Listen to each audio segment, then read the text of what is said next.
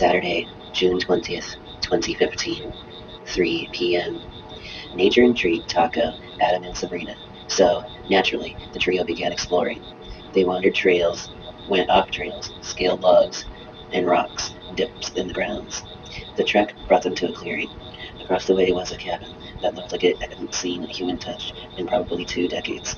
Moss was growing on the wood, fungus on the porch, cobwebs in several areas on the outside. "That's an interesting place," Taco said, grinning, before checking their white nail polish. Adam and Sabrina exchanged a look that meant confusion. "Taco, are you high?" Adam asked, glancing at the cabin. "Not yet," Taco smirked, winking at Sabrina. "We should check it out, actually," Sabrina giggled.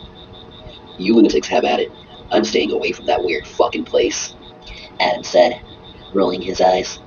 There was something in his gut, telling him to go, begging him to run. "Oh, come on. We do everything together, twin." "Oh, please don't stay out here. Come with," Sabrina begged, giving Adam puppy dog eyes. "Damn it! I can't say no when you do those fucking puppy dog eyes," Adam snarled in resignation.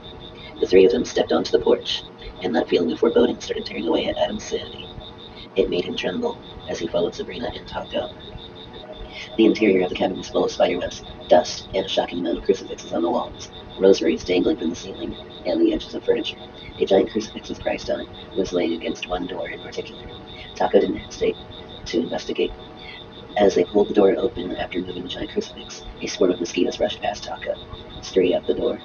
The door kept a fog made of flying bugs. After the mosquitoes, there was blowflies, bees, and roaches.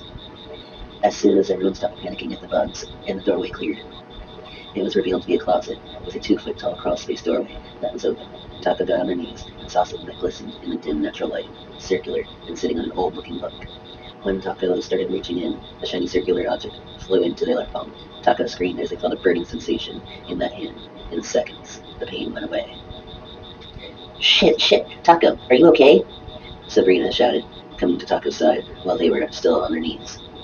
I think so," Taco said, coughing. Sabrina noticed the book as she crouched down next to Taco. As she grabbed the book and leaned back, she finally saw the dial in Taco's palm. It was as if it pierced their flesh and fit itself among the bones. It seemed to be made of a sort of foreign metal. The dial had a tiny selector knob, the size of a grain of rice.